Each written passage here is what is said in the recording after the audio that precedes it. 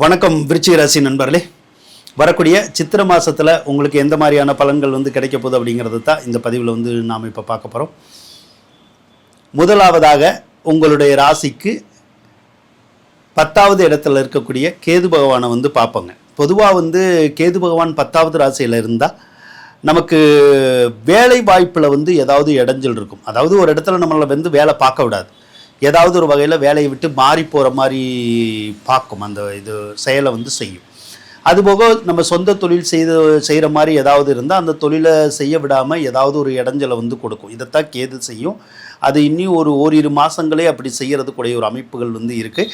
அதனால் தொழில் சார்ந்த விஷயங்கள்லையும் வேலை சார்ந்த விஷயங்கள்லையும் கொஞ்சம் பொறுமையை கடைபிடிக்கிறது நல்லதுங்க.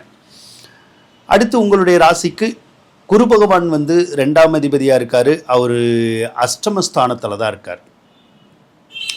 பொதுவாக 2ஆம் அதிபதி அஷ்டமஸ்தானத்தில் இருந்தால் ஏதாவது ஒரு வகையில் உங்களுக்கு கடன் காட்சிகள் இருக்கும். ஆனால் அந்த கடன் காட்சிகள் தீரும். அதுபோக ஏதாவது ஒரு சொத்து பத்துக்கள் வச்சுருந்தோன்னா அந்த சொத்து பத்துக்களை யார்கிட்டையாவது கொடுத்துட்டு நம்ம பணம் வாங்கக்கூடிய ஒரு அமைப்புகள் இருக்குது.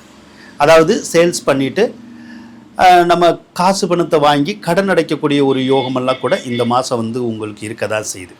ஒரு சிலருக்கு மட்டும் பணத்தினால பிரச்சனை, நகைனால பிரச்சனை, குழந்தைனால பிரச்சனை, கோயில்னால பிரச்சனை அப்படிங்கிறது இருக்கும். அப்படி இருந்தால் மே மாதத்துக்கு அப்புறம் அது நீங்கிடும்.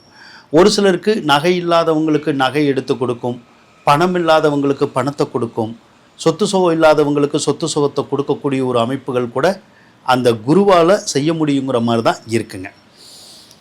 4வது இடத்துல ராகு பகவான் இருக்குது. 4வது இடத்துல ராகு பகவான் இருந்தால் ஒரு சிலருக்கு வீடு மாற்றங்கள் வரும், ஒரு சிலருக்கு ஊர் மாற்றங்கள் வரும், ஒரு சிலருக்கு யார்கிட்டையோ நம்ம சொத்துக்களை வாங்கி நம்ம வச்சுருந்தோம்னா அதை திருப்பி கொடுக்க வேண்டிய சூழ்நிலை கூட வரும்.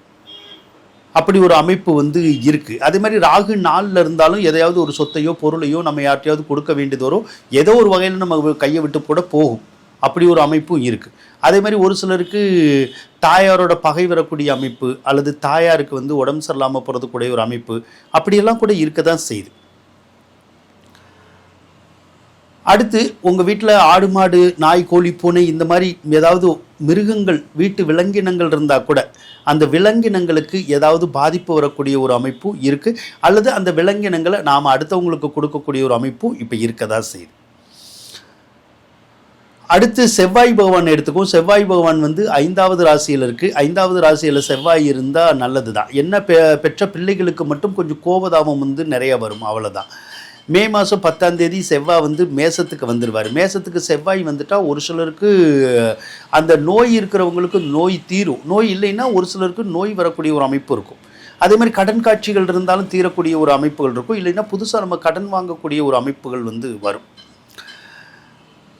புதனை பொறுத்தளவுக்கு 5வது ராசியில் தான் இருக்கார். புதன் பொதுவாக நீச்சமாக இருக்கார். 8, 11 குடைய கிரகம். அவர் நீச்சமாக இருக்கக்கூடாது. 8ஆம் அதிபதி நீச்சமாக இருந்தால் ஏதாவது வம்பு வழக்குகள் வந்துடும், அல்லது லைட்டாக உடம்பு சரியில்லாமல் போயிடும், இல்லைன்னா ஏதோ ஒரு தொந்தரவு நமக்கு கொடுக்கும்.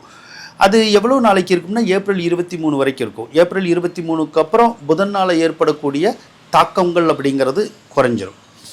அடுத்து 5வது இடத்துல தான் சனி இருக்கார். 5வது இடத்துல சனி இருக்கிறதும் நமக்கு வேலை மாற்றங்களை தான் உருவாக்க பார்க்கும். ஏதாவது ஒரு விதத்தில் வேலை மாற்றங்கள்னாலே ஏதாவது வேலையை மாற்றி போகணும், வேறு இடத்துக்கு போகணும், அந்த அமைப்புகள் இருக்குது. அது எப்படி போகிறோமோ போக வைக்கும், அப்படி தான் இருக்குது. அதனால் போகிற மாதிரியான ஒரு சூழ்நிலைகள் இருந்தால் மாற்றிக்கிறது நல்லதுங்க. அடுத்து பெற்ற பிள்ளைகள்னால மன அமைதி ஒரு சிலருக்கு குறையக்கூடிய ஒரு அமைப்பு இருக்குது. அல்லது பிள்ளைகளுக்கு உடம்பு சரியில்லாமல் போகிறது, இல்லைன்னா பிள்ளைகளுக்கு ஏதாவது ஒரு வகையில் உடல்நலம் பாதிக்கிறது, அந்த மாதிரி கொஞ்சம் சூழ்நிலை இருக்க தான் செய்யுது. அதனால் பிள்ளைகள் விஷயத்தில் கொஞ்சம் கவனம் எடுக்கிறது நல்லதுங்க. 10ஆம் அதிபதி 6ல் இருக்குது. பொதுவாக 10ஆம் அதிபதி 6ல் இருந்தாலும் ஒரு சிலருக்கு வேலை மாற்றம் தான் ஏற்படும். அதே மாதிரி 10ஆம் அதிபதி 6ல் இருந்தால் ஒரு சிலருக்கு புதுசாக வேலை கிடைக்கும், அரசாங்க உத்தியோகம் கூட கிடைக்கும், அல்லது அரசியலில் கூட பட்டம் பதவிகள் கிடைக்கக்கூடிய ஒரு அமைப்புகள்லாம் கூட இருக்குது. 6வது இடத்துல சூரியன் இருந்தால் தந்தை வழி உறவு முறை கரெக்டாக இருக்காது. ஒன்று தந்தைக்கு உடம்பு சரியில்லாமல் போகலாம், இல்லைன்னா தந்தை உடன் பிறந்தவர்களுக்கு உடம்பு சரியில்லாமல் போகலாம், இல்லைன்னா அவங்களோட நமக்கு பகை ஏற்படக்கூடிய ஒரு அமைப்பு இருக்குது. அடுத்து சுக்கிர பகவான் 6வது ராசியில் தான் இருக்கார். பொதுவாக சுக்கிரன் 6வது ராசியில் இருந்தால் ஏப்ரல் 20ஆம் தேதி வரைக்குமே உங்கள் வீட்டில் இருக்கிற ஏதாவது சில பொருள்கள் வந்து ரிப்பேர் ஆகிக்கிட்டே இருக்கும். அதாவது எலக்ட்ரானிக் பொருள் எல்லாம் இருக்குல்ல, அதெல்லாம் பழுதுபடக்கூடிய ஒரு அமைப்புகள் வந்து கொஞ்சம் இருக்கும். அதில் ஒரு சிலதுக்கு புதுசு வாங்க வேண்டிய சூழ்நிலை கூட இப்போ வரலாம். அந்த அமைப்பு இருக்குது. ஏப்ரல் 20ஆம் தேதிக்கு அப்புறம் சுக்கிரன் வந்து 7வது ராசிக்கு வந்துடுவார். வந்துட்டால் திருமணம் ஆகாதவங்களுக்கு அந்த திருமண பாக்கியம் வந்து கைகூடக்கூடிய ஒரு அமைப்புகள் வந்து இருக்கும். அதனால் திருமண முயற்சி எடுக்கிறதா இருந்தால் எடுக்கலாம். அந்த ஒரு மாதம் வந்து அதுக்கான பலன்கள் வந்து உங்களுக்கு வந்து கிடைக்கும்.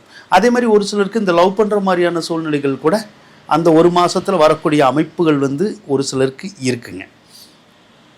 ஒரு சிலருக்கு மட்டும் இந்த கணவன் மனைவிக்குள்ளே ஏதாவது ஒரு வகையில் கருத்து வேறுபாடு வரும். அது ஒரு மாதத்துக்கு தான். கொஞ்சம் அட்ஜஸ்ட் பண்ணி போயிட்டீங்கன்னா வேறு எந்த தொந்தரவும் வந்து வராது. மற்றபடி விருச்சிக ராசிக்காரங்களுக்கு சித்திரை மாதம் ஒரு சிறப்பான மாதமாக இருக்கும் அப்படின்னு சொல்லி கூறிக்கொண்டு விடைபெறுகின்றேன். நன்றி, வணக்கம் நண்பர்களே.